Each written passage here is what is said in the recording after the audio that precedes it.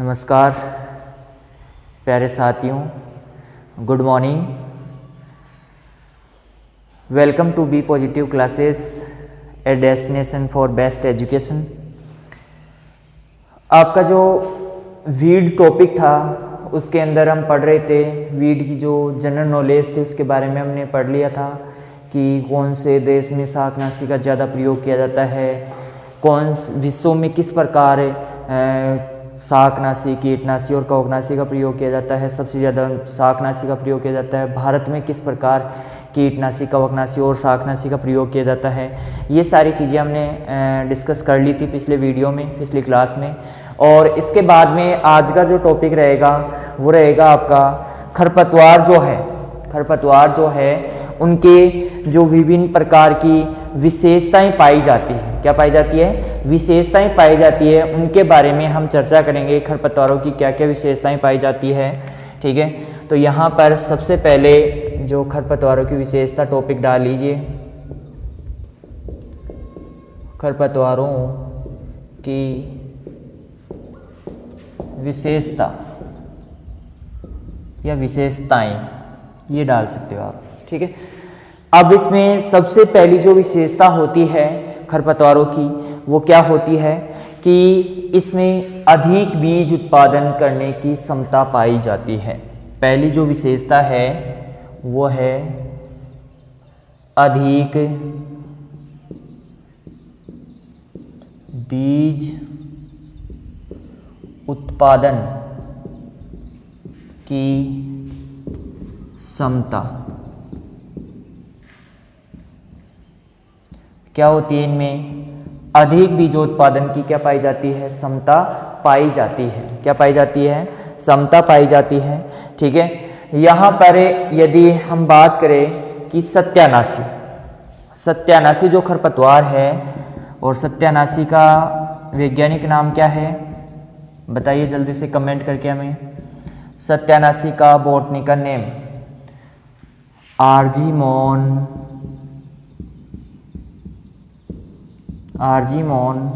Mexicana.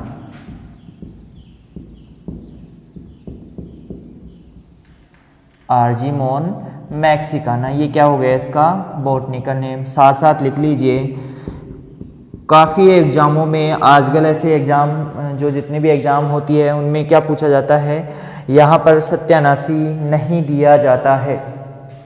सत्यानाशी नहीं दिया जाता है, यहाँ पर क्या दिया जाता है? आर्जीमोन मैक्सिकाना दिया जाता है। आप वहाँ पे कंफ्यूज हो जाओगे कि ये क्या आ गया, ठीक है। जो सत्यानाशी है वो एक पौधा, एक पादप, सत्यानाशी का एक पादप लगभग 1,96,000 बीज उत्पादन करता है। बीज उत्पादन करता है।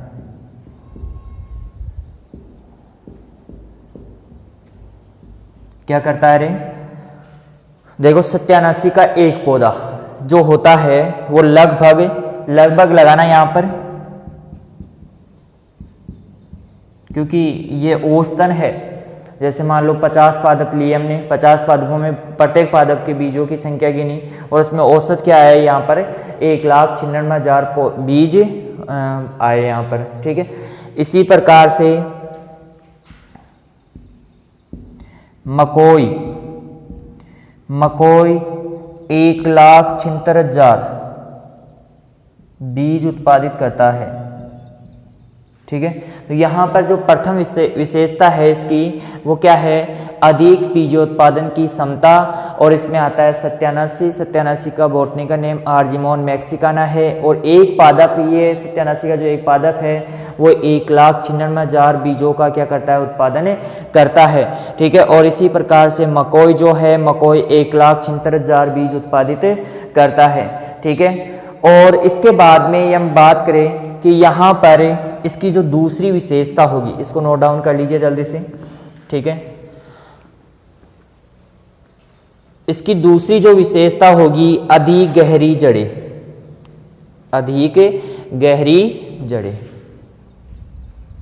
दूसरी विशेषता हो जाएगी इसकी अधिक गहरी जड़ें। अब जैसे कुछ खरपतवार होते हैं, जैसे हिरणखुरी होती है, ठीक है, इसी प्रकार से कांस होती है, इनकी बहुत गहरी जड़ें पाई जाती है। जैसे एग्जाम्पल आप लिख सकते हो यहाँ पर कि हिरणखुरी और कांस सिंचोरियम इंटाइबस, ठीक है, सिंचोरियम इंटाइबस, ठीक है। तो ये इसका बॉटनिकल नेम हो गया यहाँ पर, ठीक है। और कांस और हिरणखुरी है, इनकी लगभग 4 से 6 मीटर गहराई तक जड़ें पाई जाती हैं। कितनी मीटर गहराई तक जड़ें पाई जाती है? 4 से 6 मीटर तक गहराई तक क्या पाई जाती है? जड़ें पाई जाती है, ठीक है। तो यहाँ पर जो अधिक गहरी जड़ों की जो विशेषता है, उसके कारण जो हिरणखुरी है, कांस है, ये पौधे आसानी से नष्ट नहीं हो पाते हैं। यदि यहाँ पर इनके लिए शुष्क मौसम भी आ जाएगा या फिर पानी की बहुत ज़्यादा कमी भी हो जाएगी, तो भी ये अपने आप को जीवित बनाए रखते हैं। और पानी की कमी के कारण फसलें नष्ट हो जाती है, लेकिन ये जो पौधे होते हैं, खरपतवारों के जो बीज पौधे होते हैं, ये क्या होते हैं? नष्ट नहीं होते हैं, ठीक है। इसके बाद में जो अगली तीसरी विशेषता है वो है आपकी, इसके अंदर बीजों की जीवन क्षमता अधिक। बीजों की जीवन क्षमता अधिक। तीसरी विशेषता क्या हो गई इसकी? बीजों की जीवन क्षमता क्या पाई जाती है? अधिक पाई जाती है, ठीक है। जैसे इसके अंदर हम बात करें कि बथुआ, जंगली चौलाई, हिरणखुरी। बथुआ, जंगली चौलाई,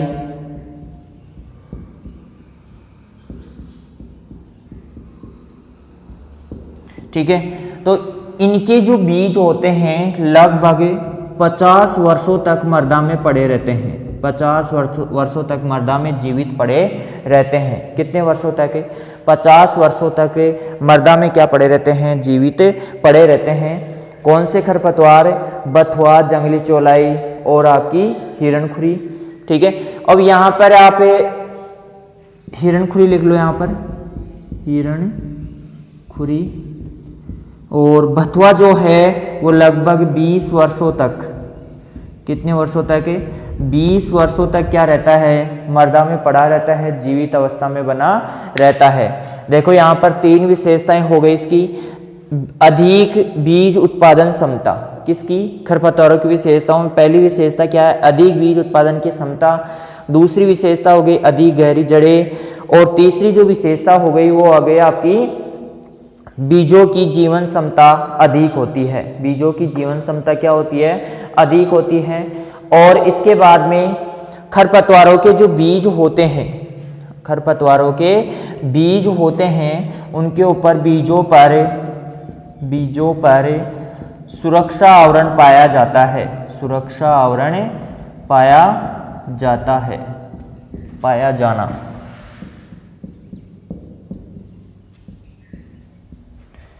कौन सा आवरण पाया जाना रे? सुरक्षा आवरण पाया जाना, ठीक है। तो यहाँ पर जो आपकी सत्यानाशी है, एक तो कौन सी नाशी? सत्यानाशी। एक हो गया आपका गोखरू, ठीक है। तो सत्यानाशी और गोखरू के जो बीज होते हैं उनमें क्या पाई जाती है? सुरक्षा आवरण पाया जाता है। जैसे गोखरू जानते हो आप लोग, ठीक है। तो गोखरू और सत्यानाशी के जो बीज होते हैं उनके ऊपर क्या पाया जाता है? सुरक्षा आवरण पाया जाता है, जिसके कारण ये मृदा में लंबे समय तक क्या रहते हैं? पड़े रहते हैं, जीवित अवस्था में बने रहते हैं। और जब इनको अनुकूलित वातावरण मिलता है, अनुकूलित परिस्थितियां उत्पन्न होती है, तो ये अंकुरित हो जाते हैं और अपनी पौधों की संख्या में वृद्धि करते हैं और अपने जीवन को बचाए रखते हैं, ठीक है। इसके बाद में यहाँ पर जो अगली विशेषता है वो बहुत ही शानदार है, बहुत ही जबरदस्त तरीके की है। जो खरपतवार होते हैं या खरपतवारों के जो बीज होते हैं, क्या होते हैं? खरपतवारों के बीज। यहाँ पर खरपतवारों के बीज, खरपतवारों के बीज फसली बीजों के समान रंग व आकृति। रंग व आकृति में क्या होते हैं, जो खरपतवारों के बीज होते हैं वो फसली बीजों के समान होते हैं। जैसे हम बात करते हैं यहाँ पर सरसों के जो बीज होते हैं, सरसों के बीजों में सत्यानाशी के बीज, ठीक है, दोनों सेम आकार और रंग के होते हैं। ठीक है, इसी प्रकार से सरसों के बीजों में सत्यानाशी के बीज और बरसीम के बीजों में, बरसीम के बीजों में कासनी के बीज, कासनी जो खरपतवार होता है या जो कासनी खरपतवार होता है उसके बीज सेम टू सेम किसके समान मिलते हैं, बरसीम के समान मिलते हैं। क्लियर है। यहाँ पर देखो, यहाँ पर कितनी विशेषता हो गई, 5 विशेषताएं हो गई। पहली थी अधिक बीज उत्पादन की क्षमता, दूसरी जो विशेषता होती है वो है अधिक गहरी जड़ें, और तीसरी जो विशेषता है बीजों की जीवन क्षमता अधिक होना, और चौथी जो विशेषता है बीजों पर सुरक्षा आवरण का पाया जाना, और पांचवी जो विशेषता है खरपतवारों के बीज फसली बीजों के समान रंग और आकृति इसमें समान होती है। ठीक है, आगे यदि हम बात करें कि इसकी एक विशेषता और होती है कि खरपतवारों के जो बीज होते हैं, क्या होते हैं, खरपतवारों के जो बीज होते हैं वो मतलब जो पौधे होते हैं, ये लिख सकते हो यहाँ पर, इसको उतार लिया होगा, नोट डाउन कर लिया होगा। चलो इसको हटा देता हूं मैं यहाँ पर।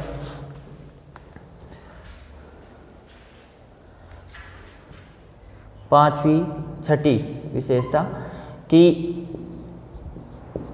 खरपतवारों के पादप शीघ्र वृद्धि करने वाले होते हैं,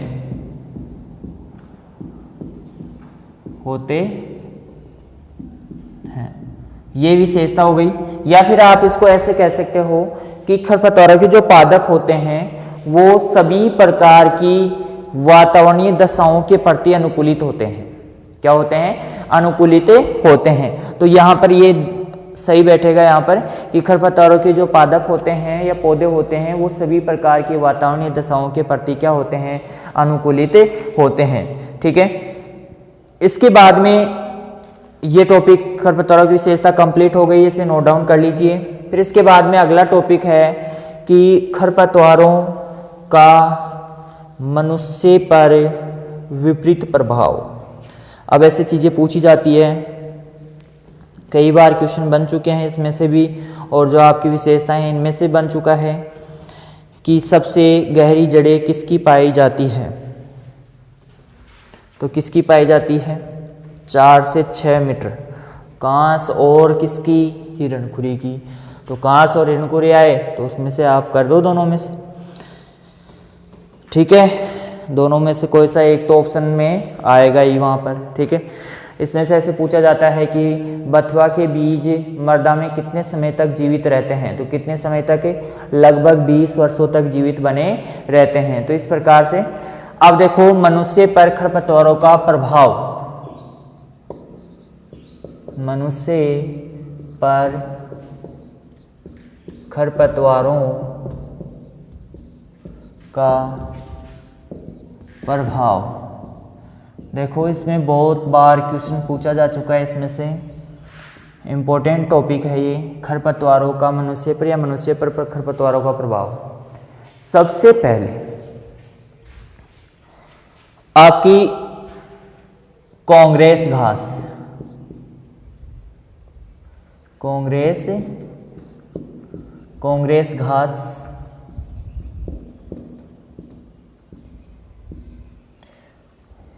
ठीक है, कांग्रेस घास जो होती है उसके जो परागकण होते हैं, उसके जो पत्तियां होती है, परागकण पत्तियां होती है, ठीक है, उनके स्पर्श मात्र से दमा, अस्थमा और एलर्जी जैसी भयंकर बीमारियां उत्पन्न हो जाती है। किससे? गाजर घास या कांग्रेस घास से। किससे? गाजर घास या कांग्रेस, इसका दूसरा नाम गाजर घास। इसको एक नाम से और बुलाते हैं, वो है चटक चांदनी।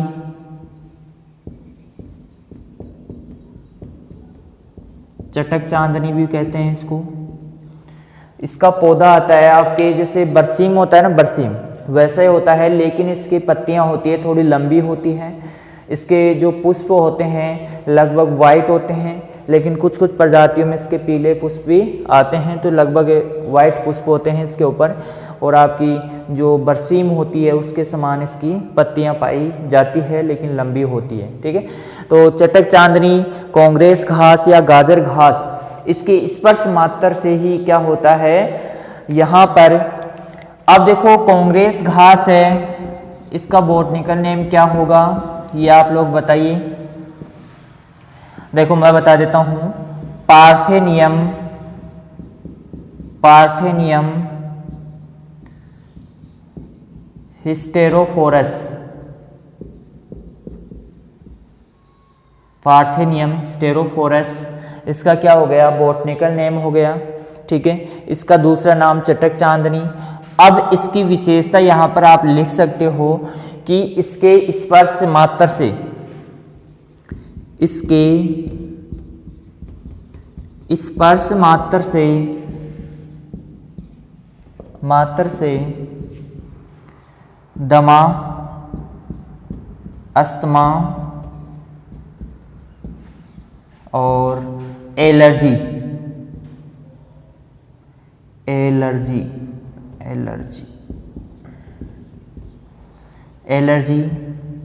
रोग उत्पन्न होते हैं। देखो इसके रोग उत्पन्न होते हैं स्पर्श मात्र से, या तो छू जाए या फिर मान लो इसके परागण नाकों में चले जाए, आपके मुंह में चले जाए, तो इस प्रकार के जो रोग होते हैं दमा, अस्थमा और एलर्जी जैसे रोग उत्पन्न हो जाते हैं। श्वास का बढ़ना, खाज खुजली चलना, ठीक है, तो इस प्रकार के रोग उत्पन्न हो जाते हैं। ठीक है, इसी प्रकार से एक पॉइंट हो गया इसका। इसका दूसरा पॉइंट देखें तो सत्यानाशी के बीज, यदि सत्यानाशी जानते हो ना कैसी होती है। ठीक है, तो यहाँ पर देख सकते हो आप सत्यानाशी कैसी होती है। ठीक है, यहाँ पर ये गाजर घास भी देख सकते हो यहाँ पर कैसी होती है। ठीक है, इसके बारे में हम डाल देंगे यहाँ पर। ठीक है, तो यहाँ पर देखो सत्यानाशी, आर्जिमोन मैक्सिकन है इसका बॉटनिकल नेम, पता ही है आप लोगों को। ठीक है, देखो बॉटनिकल नेम याद करने का एक ही तरीका है, आप बार बार इसको रिपीट करते रहो। यदि रिपीट करते रहोगे तो आपको ऑटोमेटिक ही आपको क्या होंगे, ये नाम याद हो जाएंगे, लर्न हो जाएंगे। ठीक है, तो यहाँ पर सत्यानाशी, आर्जिमोन मैक्सिकाना, जैसे सत्यानाशी, गाजर घास है पार्थेनियम हिस्टेरोफोरस, यहाँ पर चटक चांदनी, गाजर घास, कांग्रेस घास इसके उपनाम हो गए। ठीक है, या तो इसको कांग्रेस घास कह सकते हो या गाजर घास कह सकते हो, चटक चांदनी कह सकते हो। ठीक है, तो यहाँ पर इस प्रकार से सत्यानाशी है, तो सत्यानाशी के यदि बीज, सत्यानाशी के बीज किसके साथ मिल जाए रे? सरसों के बीजों के साथ, सरसों के बीजों के साथ, और इसके तेल का लंबे समय तक उपयोग करने पर ड्रोप्सी का मतलब होता है, हिंदी में लिख लो, अंधापन रोग उत्पन्न हो जाता है,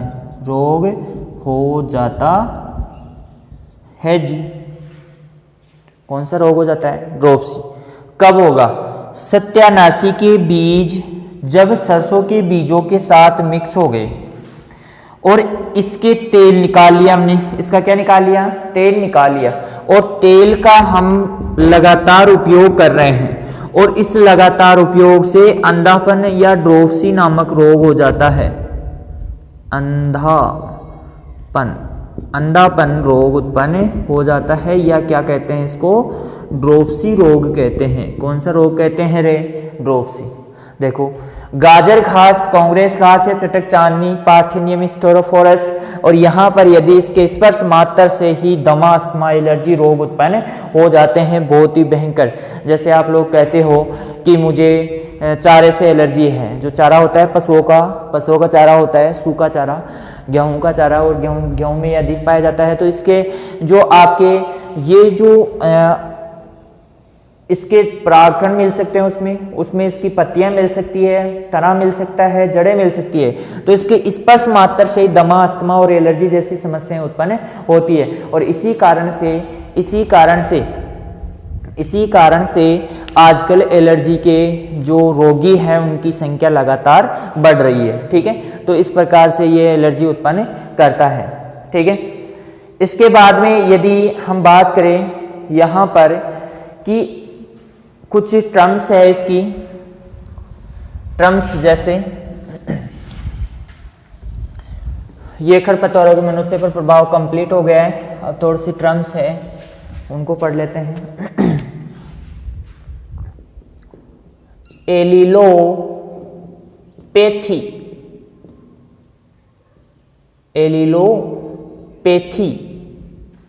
अब एलिलोपैथी किसे कहते हैं रे? जब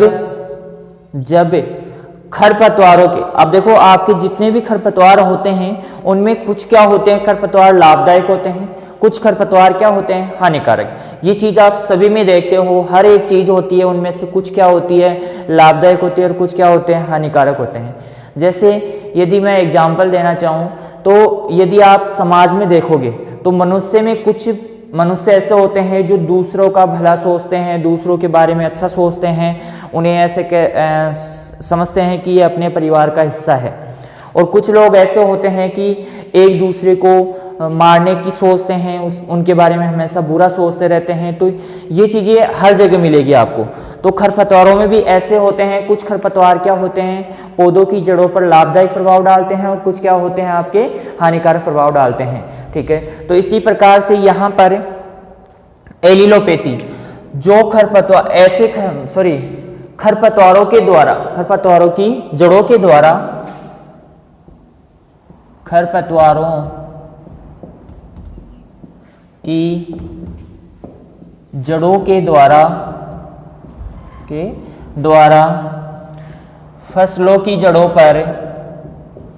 फसलों की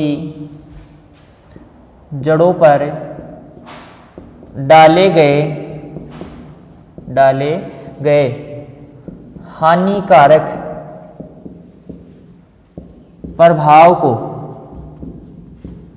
प्रभाव को एलिलोपैथी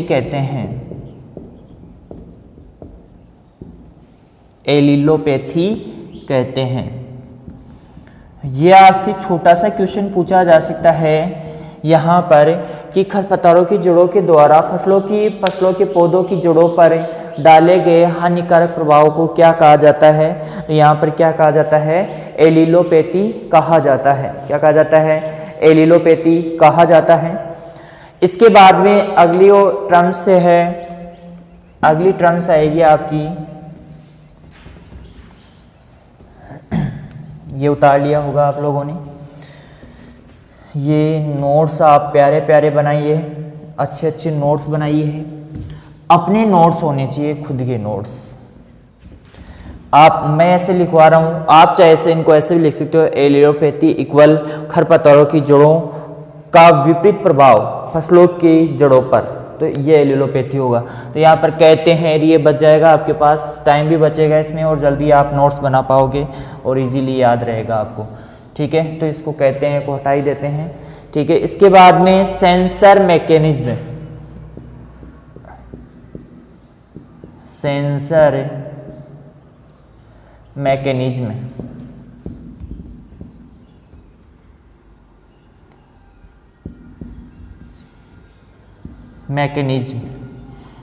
अब सेंसर मैकेनिज्म क्या होता है? मान लो कुछ खरपतवार है। अब खरपतवारों का क्या होता है? फैलाव होता है, और इस फैलाव के कारण खरपतवार क्या होते हैं? एक स्थान से दूसरे स्थान पर पहुंचे जाते हैं।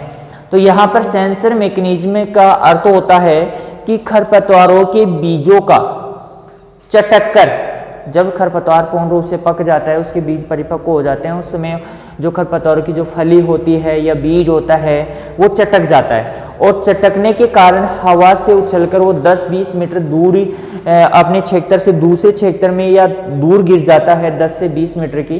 तो इस क्रिया को सेंसर मैकेनिज्म कहते हैं कि यहाँ पर खरपतवारों के बीजों का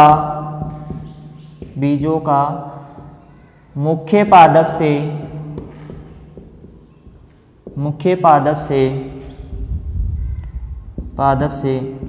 हवा के द्वारा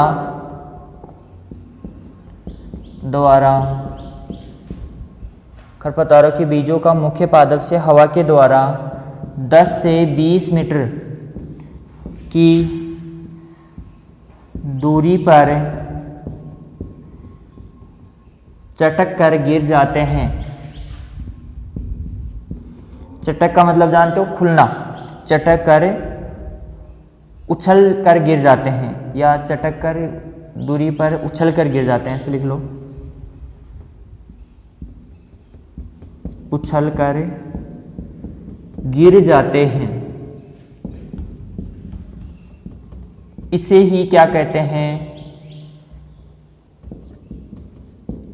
इसे क्या कहते हैं? सेंसर मैकेनिज्म कहते हैं। सेंसर मैकेनिज्म कहते हैं। क्लियर है? यह आपका खरपतवारों की जो बेसिक जानकारी थी, टॉपिक कंप्लीट होता है। ठीक है, हानिकारक प्रभाव हो गया। इसके बाद में हमने एलिलोपैथी पढ़ लिया, और इसके बाद में एलिलोपैथी सेंसर मैकेनिज्म पढ़ लिया। खरपतवारों के जो प्रभाव थे, हानिकारक प्रभाव थे, उनके बारे में पढ़ लिया हमने। ठीक है, अगला टॉपिक है classification of weeds. Classification of weeds.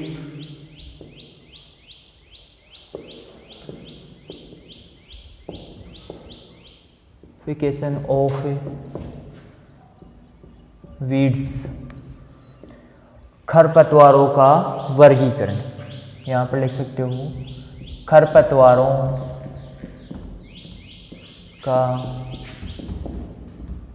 वर्गीकरण। खरपतवारों का क्या वर्गीकरण? यहाँ पर खरपतवारों का वर्गीकरण 6 प्रकार से किया गया है। कितने प्रकार से किया गया है? 6 प्रकार से किया गया है।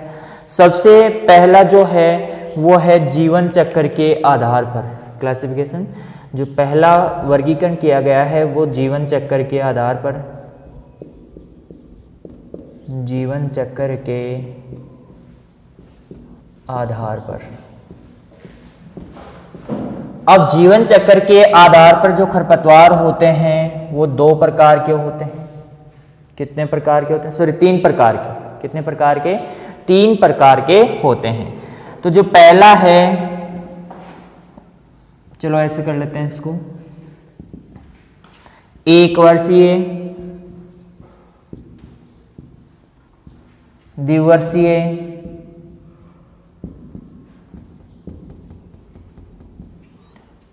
त्रिवर्षीय या बहुवर्षीय।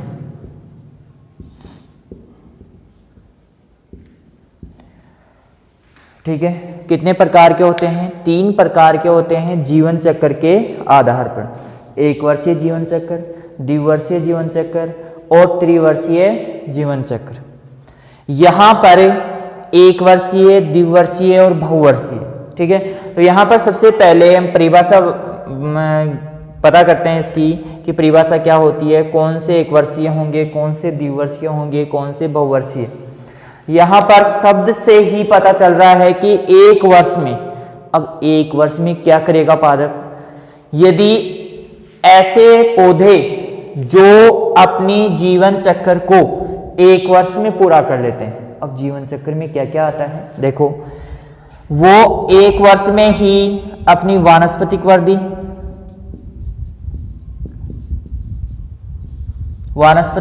कर लेता है, एक वर्ष में ही क्या कर लेता है, वानस्पतिक वृद्धि, और उसी वर्ष क्या कर लेता है, बीजोत्पादन कर लेता है। दोनों क्रियाएं एक वर्ष में कंप्लीट कर लेता है। क्या कर लेता है, दोनों क्रियाएं एक वर्ष में कंप्लीट कर लेता है। तो ऐसी जो पौधे होंगे उन्हें क्या कहेंगे, एक वर्षीय। यदि ये खरपतवार हैं तो ये एक वर्षीय खरपतवार कहलाएंगे। क्या कहलाएंगे, एक वर्षीय खरपतवार। यहाँ पे मैं खरपतवारों के बारे में नहीं बता रहा आपको, मैं एक वर्षीय की डेफिनेशन समझा रहा हूँ आपको कि उसी वर्ष, एक ही वर्ष में वानस्पतिक वृद्धि कर लें। वानस्पतिक वृद्धि का मतलब अपनी ग्रोथ कर ले, बीजोत्पादन कर ले और नष्ट हो जाए। तो ये जो क्रिया होगी वो क्या कहलाएगी, एक वर्षीय। क्या कहलाएगी, एक वर्षीय। द्विवर्षीय किसे कहते हैं, ऐसे खरपतवार या ऐसे पौधे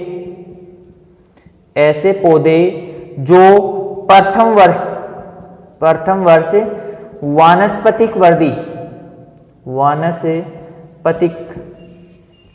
वृद्धि करे और दूसरे साल, अब चाहे से ये ऐसा नहीं है कि एक वर्ष में जैसे 6 महीने तक तो वृद्धि करते रहेंगे, 6 महीने में बीजोत्पादन करेंगे, ऐसा नहीं है। चाहे से 2 महीने में नष्ट हो जाए लेकिन एक वर्ष के अंदर अंदर हो, ठीक है। जैसे मान लो 2 महीने तक तो इन्होंने वानस्पतिक वृद्धि की और 2 महीने इन्होंने बीजोत्पादन किया, 4 महीने में खरपतवार नष्ट हो गया। तो इसका मतलब ये नहीं है कि ये 6 माहीय खरपतवार होगा, 6 माहीय खरपतवार होगा, ये ऐसा नहीं होगा। इसमें क्या होगा, ये एक वर्षीय खरपतवार होगा, ठीक है। अब इसमें ये 2 प्रकार के होते हैं। कितने प्रकार के होते हैं, एक वर्षीय खरपतवार 2 प्रकार के होते हैं, ठीक है। तो यहाँ पर पौधे प्रथम वर्ष में वानस्पतिक वृद्धि करते हैं और द्वितीय वर्ष क्या करते हैं, द्वितीय वर्ष बीजोत्पादन करते हैं। क्या करते हैं, बीजोत्पादन करते हैं। ऐसे खरपतवार द्विवर्षीय खरपतवार कहलाएंगे। और जो पौधे 2 वर्ष तक तो क्या करते हैं, वानस्पतिक वृद्धि, 2 वर्ष तक वानस्पतिक वृद्धि करें और तीसरे से अधिक या 2 वर्ष पश्चात, 2 वर्ष ऐसे लिख लो, 2 वर्ष पश्चात बीजोत्पादन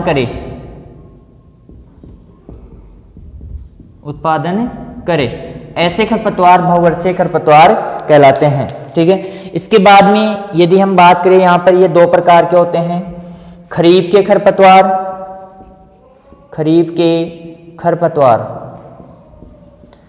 और रबी के खरपतवार।